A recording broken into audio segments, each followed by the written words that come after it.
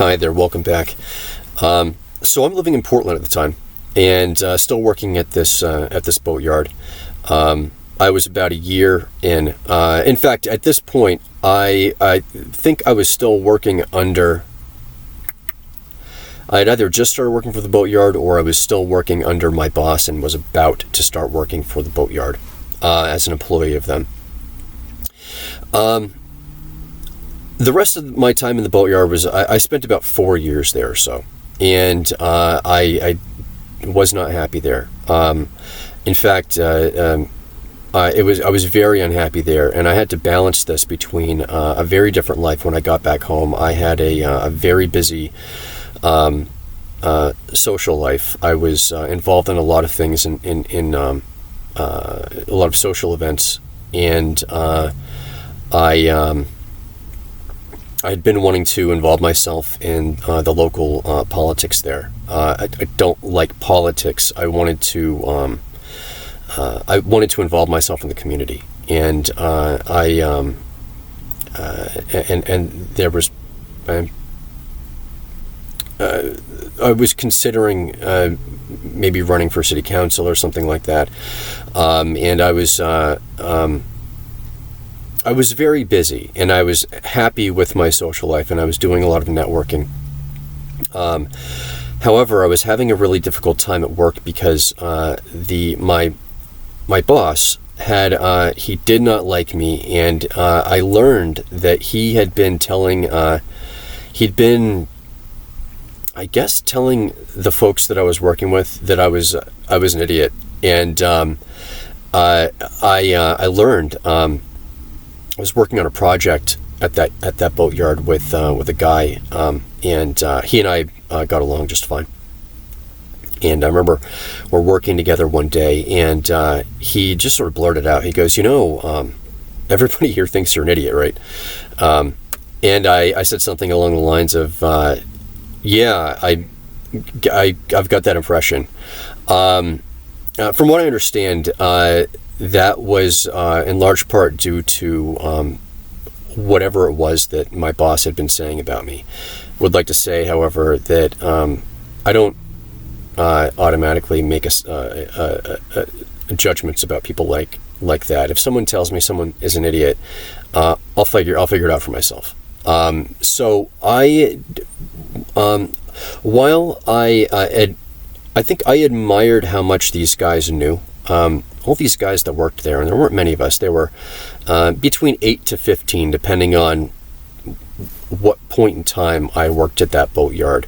The crew number fluctuated, but all these guys had been involved, and they had been around boats all their lives, and I was still relatively new, and I admired the knowledge that they had regarding specifically, work related,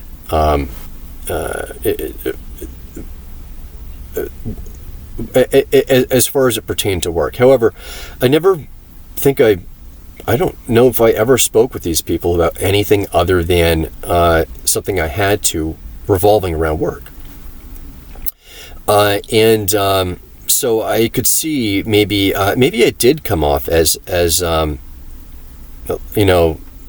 less intelligent because I perhaps didn't have the kind of the knowledge that they had accumulated over the course of their entire lives, regarding this subject. It's unfortunate that we never were able to talk about anything other than work-related, topics. But that was that. The guys that I worked with didn't think much of me, and it was. And I think that I may have perpetuated that because I was feeling really. I really didn't like the way I felt when I was at work. And at this point in time, I worked there from 28 till 31, until I was 31 years old. And well past the point of time that I would have wanted to feel that way. I felt it was a very uncomfortable. I felt self-conscious, and it was. I luckily had a very healthy social life, and I was able to balance that very low, that very that feeling of inadequacy out with my what I consider to be a pretty healthy social life. Now, I also I didn't feel like I could leave because it was a pretty major boatyard, and had I wanted to go somewhere else, I would have needed a reference from this place, and I felt that the reference would not be good. I felt trapped there. So and they had me doing horrible work. They had me doing all the work that no one wanted to do. And this was a lot of working with the harshest chemicals. Buffing boats became something that I was the number one guy to go to for buffing boats, and I would buff boats all day long, and I absolutely hated it. But I did a good job, and I don't like false modesty. Everything that I do, I really try to be good at. And I remember my boss at one point in time saying, "Well, you get good at something, you're going to keep doing it." And I thought that's a really horrible thing to say. You know that I went to school for something. I've got loans that speak for my my desire to move up in this industry, and to essentially say I'm going to be punished for doing work that is bad for my health and miserable, simply because I'm good at it, is it's a really foolish message to send. But I did get I was that's the work that I was relegated to day in and day out, and it affected me a lot. Not just mentally. My body became I was breaking out in rashes. My eyesight was getting really bad. I would wear a full face respirator, and I'd wear a Tyvek suit all day long, but those vapors, those chemical vapors, would get in through the Tyvek suit, and they would just be absorbed by my skin, my body. I had, prior to that, prior to being relegated to that work, in my 28th year, I had become very, very athletic. I was biking about 14 miles a day, going to the gym at least 2 hours a day, 5 or 6 days a week, and sometimes a seventh day a week. And while at work, I was very it was a very physically demanding job. So I was in phenomenal shape and I was always trying to improve. Always. Every time I'd go to the gym, I'd try to step it up a little bit more. Every time I'd get on my bike, I would try to do that stretch a little bit faster. I got to the point where I was applying my brakes on my bike nearly all the time to give myself more resistance. I really, my goal was, I wanted to be, in my 70s, I wanted to be in very good shape. I wanted to have a long life, and I wanted to be in the best shape of my life for a very long time. I mentioned that because my health was very important to me. And I made a lot of sacrifices to make sure that I was healthy. And they were undermining that at work. They were undermining my health, and they were undermining my, they were taking my time. That time that I spent doing those tasks that were not just bad for my health, it also was taking me away from learning what I really needed to learn, which was woodworking. So I had a couple of meetings. I would call formal meetings with the guy that ran the place, and talk to him about this. Say, listen, I really need you to put me on, things that are more suited for the kind of career that I've focused on. When there's woodworking to be done, please let me have a hand in that, so on and so forth, and just get me away from these chemicals. On my last meeting with him, he fired me, essentially saying that I'm not going to be happy here, and he's got to let me go. That ended up being good. I don't know if I would have left on my own. I was too afraid. I had bills, and it's also important, they weren't paying me much at all. They were paying me, I found out, much less than everyone else. And I never got paid for my overtime there. Person doing payroll never paid my overtime. And I had become so, the line between my being able to satisfy my debts versus falling delinquent on some payments was so very fine that I ended up having to work something else out. I ended up claiming like 9 on my taxes, like 9 dependents. And what that allowed me to do was have the IRS take out as little as possible. So that extra amount that I'd get in my paycheck every couple weeks, I would get paid bi-weekly, would allow me to pay my bills. So I wouldn't default on anything. And I was doing that for a while. And what I had expected when I originally started doing this was that I would eventually get paid more. And that never, ever happened. They really, had I been able to get paid even just a little bit more, but still less than I should have been getting paid, I never would have had to do that. And that set me up for some real hardships. It was a problem. And I also had medical bills, and my insurance through work was failing to pay those. They would give me a story like, we sent that to the wrong department. We'll take care of this. But this went on for over a year, maybe like a year and a half or so. I remember so many phone calls I would punch out for lunch, and I would jump on the phone with this insurance company and get the same story. And I shouldn't have been doing that at all. In my opinion, that's the job of it was the hospital looking for the payment. That's what they're for. They need to be following up. I would make trips out of town to this hospital to sort something out. They'd say, "Oh, we can't get a hold of your insurance company. Would you bring us this or that?" Okay, it was a real hassle, and it cost me money.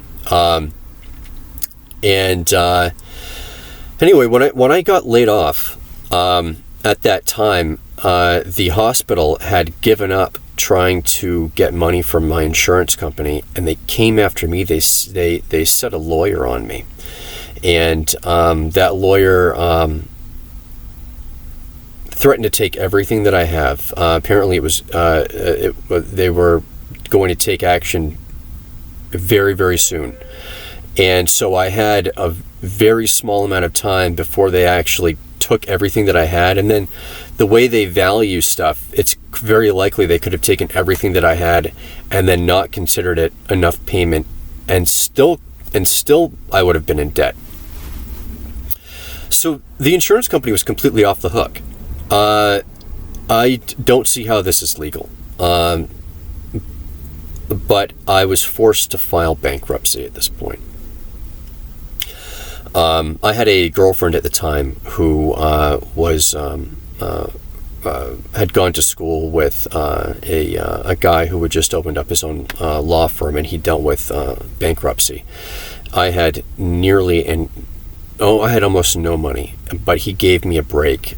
He only charged me $400 for filing my bankruptcy claim, which was a lot less than I would have had to pay if I went elsewhere. So I did that.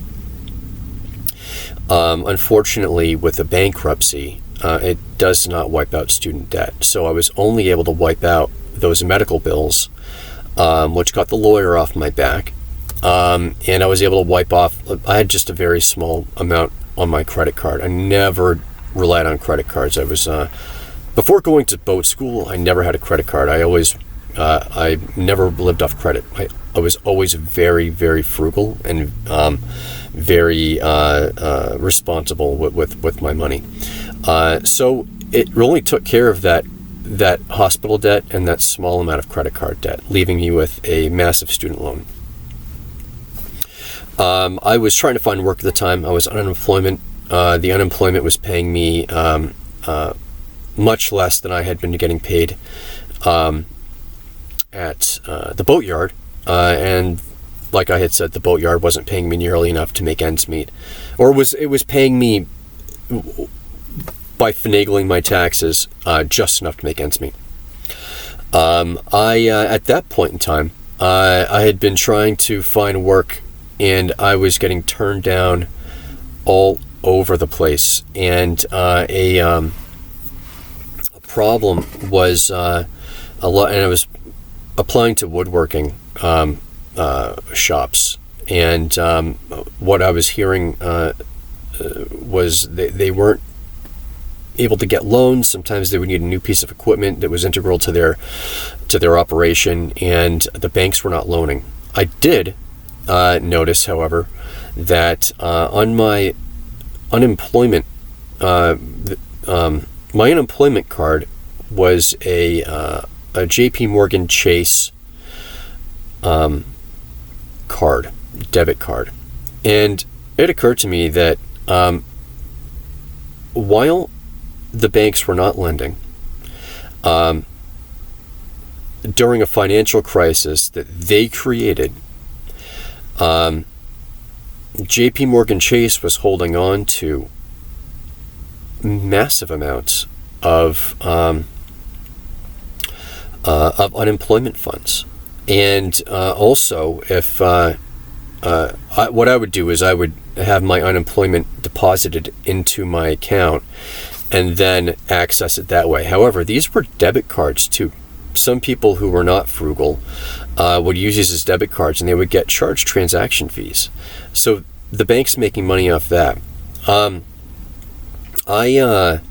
During this time, before finding employment, I had become involved in a political committee, and I devoted a lot of time to that. And it was, I may talk a little bit more about that, but the reason I bring it up right now is because we had met with one person we met with was Shelley Pingree, who was a state representative for Maine. And we met with her, and she had said, anytime you guys need, my door is always open, something along those lines. And when I realized how big of an issue this relationship between banks not lending and them holding on to unemployment funds, it seemed to me to be a very serious conflict of interest.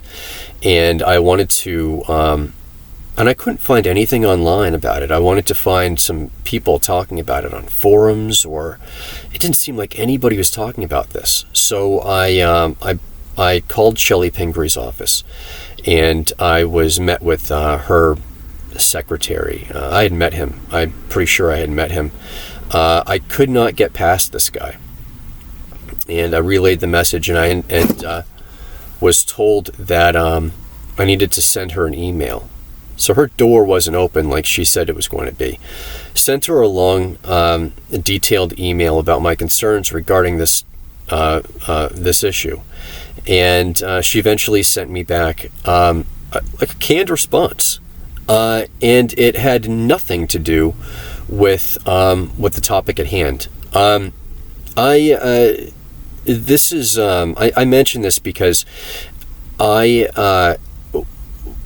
there were a lot of things revealed to me. I was naive, and there were a lot of things revealed to me during the time that I worked for this political committee. It was a political action committee that claimed to have no political affiliation, meaning that it was neither left wing or right wing. And that was good, because I didn't consider myself either. I didn't, at that point in time, I was so upset with the state of things that I did not involve myself with either. I didn't align myself exclusively with either political party.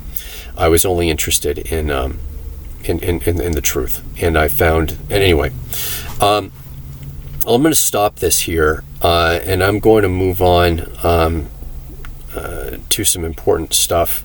I wanted to mention that it was an important issue, and still to this day, I don't hear anybody speaking about it. Maybe I'm wrong. I don't know. But it seems to me, if these banks are holding on to this money and they're simultaneously not loaning out money to businesses that desperately need them, need those funds to carry on business as usual and hire people during a massive unemployment streak, it seems to be a massive conflict of interest, where their interests are really focusing on keeping people unemployed. If I'm missing something, I've never been able to have a conversation with anyone who cared to talk about it, and I would have loved to, and someone who knew more about it than I did. I'm going to stop this here and move on to another chapter in the next video. Thank you. I'll see you then.